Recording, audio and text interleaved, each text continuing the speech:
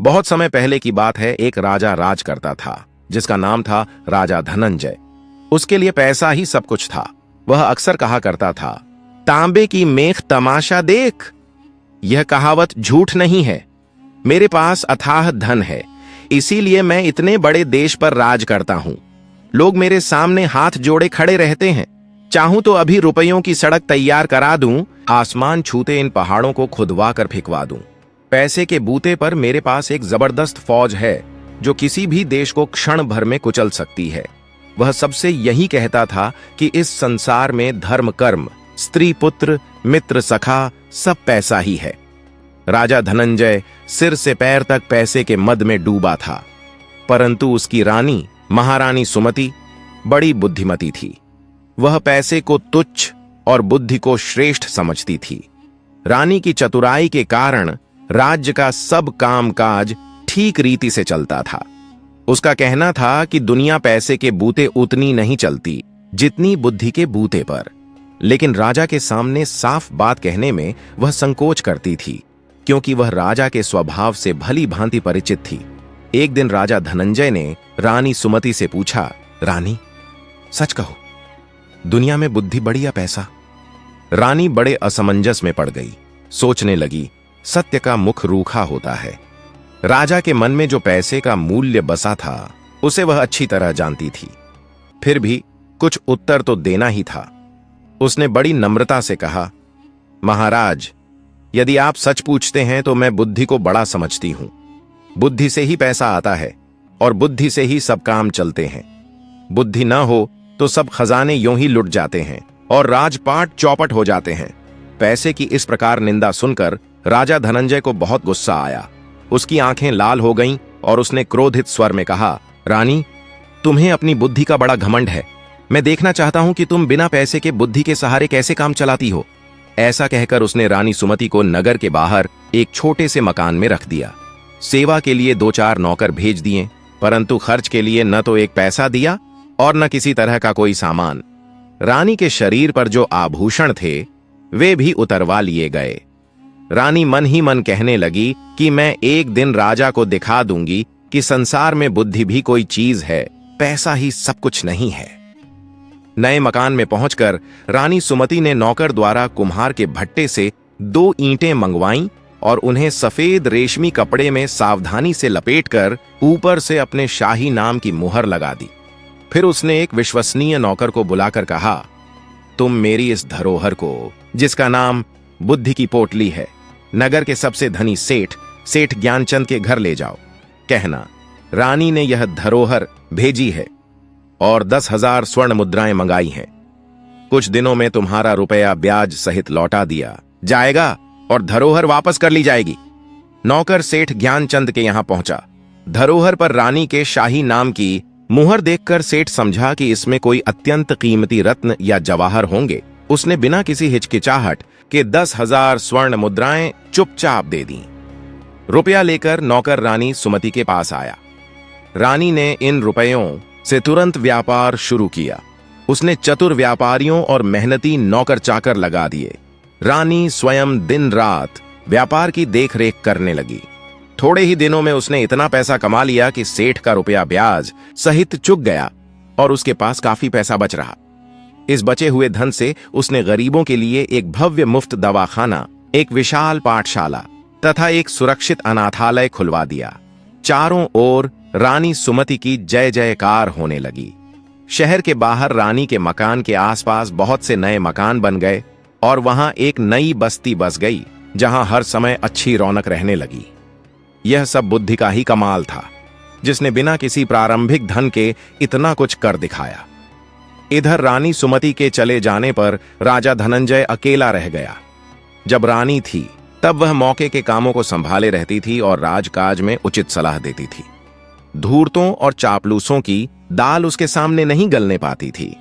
अब उसके चले जाने पर धूर्तों की बनाई। चालाक लोग आकर राजा को लूटने लगे और राजकोष खाली करने लगे। अंधेरगर्दी इतनी बढ़ गई कि थोड़े ही दिनों में राजा का खजाना पूरी तरह खाली हो गया। स्वार्थी कर्मचारी राज्य की सब आमदनी हड़प जाते थे। अब नौकरों का वेतन चुकाना भी कठिन हो गया। राज्य की ऐसी दयनीय दशा देख राजा धनंजय घबरा गया। वह अपना मन बहलाने और समस्याओं से भागने के लिए राजकाज मंत्रियों को सौंपकर देशाटन के लिए निकल पड़ा। जाते समय नगर के बाहर ही उसे कुछ ठग मिले जो अपनी चालाकी के लिए दूर दूर तक बदनाम थे। उनमें से एक ठग, जिसका नाम कुटिल था और जिसकी एक आंख नहीं थी, राजा के पास आकर बोला, महाराज, मेरी एक आंख आपके यहां 2000 स्वर्ण मुद्राओं में गिरवी रखी थी। वादा हो चुका है, अब आप अपने रुपये लेकर मेरी आंख मुझे वापस कीजिए। राजा धनंजय आश्चर्यचकित रह गया। उसने कहा, भाई, मेरे पास किसी की आंख वांख नहीं है। राजा धनंजय बड़ा परेशान हुआ। अपनी बदनामी से बचने के लिए उसने जैसे तैसे 4000 रुपये देकर उसे विदा किया। कुछ दूर आगे चला था कि एक दूसरा ठग, जिसका नाम धूर्त था और जिसका एक कान नहीं था, उसके सामने आकर खड़ा हो गया। पहले के समान वह भी कहने लगा, महाराज, मेरा एक कान आपके यहां गिरवी रखा था, रुपया लेकर मेरा कान मुझे वापस कीजिए। राजा ने उसे भी रुपया देकर विदा किया। इस प्रकार रास्ते में कई ठग आए और राजा से रुपया ऐंठ कर चले गए। जो कुछ रुपया पैसा वह साथ लाए थे, वह ठगों ने लूट लिया। वह खाली हाथ, टूटे मन से राजकुमारी चंचल के देश में पहुंचे। राजकुमारी चंचल उस देश की राजकन्या थी। उसका प्रण था कि जो आदमी उसे जुए में हरा देगा, उसी के साथ वह विवाह करेगी। राजकुमारी बहुत सुंदर थी और जुआ खेलने में अत्यंत निपुण थी। दूर दूर के देशों से लोग उसके साथ जुआ खेलने आते थे, परंतु सभी हार कर जेल की हवा खाते थे। सैकड़ों राजकुमार और धनी सेठ उसकी जेल में पड़े थे। मुसीबत के मारे राजा धनंजय भी उसी देश में आ पहुंचे। राजकुमारी चंचल की सुंदरता की खबर उनके कानों में पड़ी तो उनके मुंह में पानी भर आया। उनकी इच्छा उसके साथ विवाह करने की हुई। राजकुमारी ने महल से कुछ दूरी पर एक भव्य बंगला बनवा दिया था, जहां विवाह की इच्छा से आने वाले लोग ठहरते थे। राजा धनंजय भी उस बंगले में जा पहुंचा। पहरेदार ने तुरंत राजकुमारी चंचल को खबर दी। थोड़ी देर बाद एक प्रशिक्षित तोता उड़कर आया और राजा की बांह पर बैठ गया। उसके गले में एक रेशमी चिट्ठी बंधी थी, जिसमें विवाह की शर्तें लिखी थीं। अंत में यह भी लिखा था कि यदि तुम जुए में हार गए तो तुम्हें जेल की हवा खानी पड़ेगी। राजा ने चिट्ठी पढ़कर जेब में रख ली। उसकी आंखों में जीत का आत्मविश्वास चमक रहा था। थोड़ी देर बाद राजा धनंजय को राजकुमारी के महल में बुलाया गया। जुए का खेल शुरू हुआ और राजा अपनी सारी संपत्ति और आत्मविश्वास के बावजूद हार गया। शर्त के अनुसार उसे तुरंत जेल भेज दिया गया, जहां पहले से ही कई राजकुमार और धनवान कैदी पड़े हुए थे। राजा धनंजय की हालत बिगड़ने और नगर छोड़कर चले जाने का समाचार जब रानी सुमति को मालूम हुआ तो उसे बहुत दुख हुआ। राजा का पता लगाने वह भी परदेश को निकली। कुछ ही दूर चली थी कि वहीं पुराने ठग फिर आ गए। सबसे पहले वही काना ठग कुटिल आया। कहने लगा, रानी साहिबा, आपके पास मेरी आंख 2000 स्वर्ण मुद्राओं में गिरवी रखी थी। आप अपना रुपया लेकर मेरी आंख वापस दीजिए। रानी सुमति अपनी बुद्धि और धैर्य के साथ बोली, बहुत ठीक, मेरे पास बहुत से लोगों की आंखें गिरवी रखी हैं, उन्हीं में तुम्हारी भी होगी। एक काम करो, तुम अपनी दूसरी आंख निकालकर मुझे दो। उसके वजन और आकार की जो आंख होगी वह तुम्हें दे दी जाएगी। रानी का जवाब सुनकर कुटिल ठग की नानी मर गई। वह बहुत घबराया। रानी बोली, देर मत करो, दूसरी आंख जल्दी निकालो, उसी के बराबर की आंख दे दी जाएगी। ठग हाथ पैर जोड़कर माफी मांगने लगा। बोला, सरकार, मुझे आंख वांख कुछ नहीं चाहिए, मुझे जाने की आज्ञा दीजिए। रानी सुमति बोली, नहीं, मैं किसी की धरोहर अपने पास रखना उचित नहीं समझती। तुम जल्दी अपनी आंख निकालकर मुझे दो, नहीं तो सिपाहियों से कहकर निकलवा लूंगी। अंत में ठग ने विनती करके 4000 रुपये देकर अपनी जान बचाई। यही हाल बूझे ठग धूर्त का हुआ। जब उसने देखा कि रानी का नौकर दूसरा कान काटने ही वाला है, तो उसने भी 4000 रुपये देकर रानी से अपना पिंड छुड़ाया। रानी की बुद्धि ने एक बार फिर पैसे वालों पर भारी पड़ी। ठगों से निपटकर रानी सुमति आगे बढ़ी और पता लगाते लगाते राजकुमारी चंचल के देश में जा पहुंची। राजा के जेल जाने का समाचार सुनकर उसे दुख हुआ। अब वह राजा को जेल से छुड़ाने का उपाय सोचने लगी। उसने राजकुमारी चंचल के जुआ खेलने के तरीके और उसकी चालों का पता लगाया। सारा भेद समझकर उसने पुरुष का भेष बनाया और उस बंगले पर जा पहुंची जहां विवाह की इच्छा रखने वाले ठहरते थे। पहरेदार ने तुरंत राजकुमारी चंचल को खबर दी। थोड़ी देर में वही तोता उड़कर आया। रानी ने उसके गले से चिट्ठी खोलकर पढ़ी। कुछ समय बाद उसे महल में बुलाया गया। रानी सुमति पुरुष वेश में राजकुमारी चंचल के महल में पहुंची। इन्हें देखकर राजकुमारी चंचल का मन न जाने क्यों विचलित होने लगा। उसे ऐसा मालूम होने लगा कि मैं इस राजकुमार को जीत न सकूंगी। खेलने के लिए चौसर बिछाई गई। राजकुमारी चौसर खेलते समय एक बिल्ली के सिर पर दीपक रखती थी। बिल्ली को इस प्रकार प्रशिक्षित किया गया था कि जब राजकुमारी का दांव ठीक नहीं पड़ता था और उसे मालूम होता था कि वह हार रही है, तब वह बिल्ली के सिर हिलाने से दीपक की ज्योति डगमगाने लगती थी। इसी बीच वह चालाकी से अपना पासा बदल देती थी। रानी सुमति यह बात पहले ही सुन चुकी थी। बिल्ली का ध्यान आकर्षित करने के लिए उसने एक छोटा सा चूहा पाल लिया था और उसे अपने कुर्ते की बाह में छिपा रखा था। चौसर का खेल शुरू हुआ। खेलते खेलते राजकुमारी जब हारने लगी, तब उसने बिल्ली को इशारा किया। रानी तो पहले से ही सजग थी। इसके पहले ही उसने अपनी आस्तीन से चूहा निकालकर बाहर कर लिया। बिल्ली की निगाह तुरंत अपने शिकार चूहे पर जम गई। राजकुमारी के इशारे का उस पर कोई असर नहीं हुआ।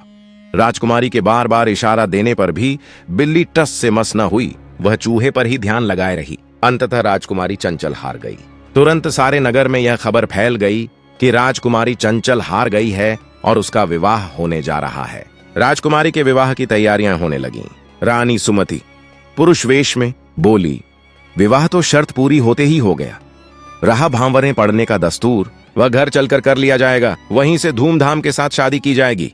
राजकुमारी चंचल राजी हो गई। पुरुष वेशधारी रानी बोली, एक बात और है, यहां से चलने से पहले उन सब लोगों को जिन्हें जेल में डाल रखा है छोड़ दो, लेकिन पहले एक बार उन सबको मेरे सामने बुलाओ। कैदी सामने लाए गए। हर एक कैदी की नाक छेद कर कौड़ी पहनाई गई थी। सबके हाथ में कोल्हू हाँकने की लाठी और गले में चमड़े का खलीता पड़ा था। इस खलीते में उनके खाने के लिए खाली पशु आहार रखी जाती थी।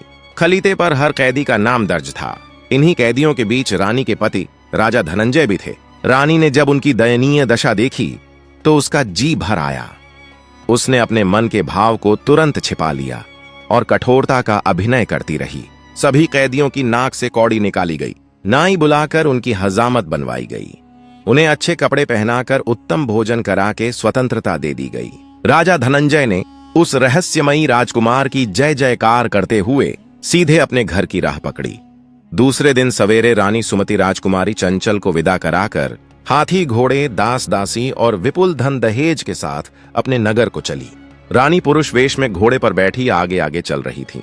पीछे पीछे राजकुमारी चंचल की पालकी चल रही थी, जिसमें वह अपने नए जीवन के सपने बुन रही थी। कुछ दिनों में वह अपने नगर में आ पहुंची और नगर के बाहर अपने भव्य बंगले में ठहर गई, जो अब बुद्धि और करुणा का प्रतीक बन चुका था। राजा धनंजय जब लौटकर अपने नगर में आए तो देखते क्या हैं कि रानी के मकान के पास औषधालय, पाठशाला, अनाथालय आदि कई शानदार इमारतें बनी हैं। देखकर राजा अचंभे में आ गया। सोचने लगा, रानी को मैंने एक पैसा तो दिया नहीं था, उसने ये लाखों की इमारतें कैसे बनवा लीं? पैसे का महत्व उसकी नजरों में अभी तक वैसा ही बना हुआ था, परंतु उसके भीतर एक छोटा सा संदेह अंकुरित हो रहा था। संध्या समय उसने रानी को बुलवाया और पूछा, कहो रानी, अब भी तुम्हारी समझ में आया कि बुद्धि बड़ी होती है या पैसा? रानी सुमति कुछ नहीं बोली। चुपचाप उसने राजा के नाक की कौड़ी, खलीता, लाठी और खली का सूखा टुकड़ा सामने रख दिया। राजा धनंजय विस्मित होकर रह गया। वह सोचने लगा, ये चीजें इसे कहां से मिली? इतने में रानी ने राजकुमारी चंचल को बुलाकर उनके सामने खड़ा कर दिया। अब राजा की आंखें पूरी तरह खुल गईं। वह समझ गए कि राजकुमारी चंचल की कैद से छुड़ाने वाला राजकुमार और कोई नहीं, बल्कि उसकी स्वयं की बुद्धिमती रानी सुमति ही थी। राजा धनंजय ने लज्जित होकर सिर नीचा कर लिया। उसे अपनी गलती का एहसास हुआ। फिर कुछ देर सोचकर कहने लगा, रानी, अभी तक मैं बड़ी भूल में था। तुमने मेरी आंखें खोल दी। अभी तक मैं पैसे को ही सब कुछ समझता था, पर आज मेरी समझ में आया कि बुद्धि के आगे पैसा कोई चीज नहीं है। शुभ मुहूर्त में राजकुमारी चंचल का विवाह राजा धनंजय के साथ धूमधाम के साथ हो गया। दोनों रानियां, महारानी सुमति और राजकुमारी चंचल, हिल मिलकर आनंद पूर्वक रहने लगीं। राजा धनंजय ने भी अपनी गलतियों से सबक सीखा और अब वह बुद्धि को धन से अधिक महत्व देने लगा। राज्य में सुख शांति और समृद्धि लौट आई और सभी ने रानी सुमति की बुद्धिमत्ता की प्रशंसा की, जिसने न केवल राज्य को बचाया बल्कि राजा की सोच को भी बदल दिया।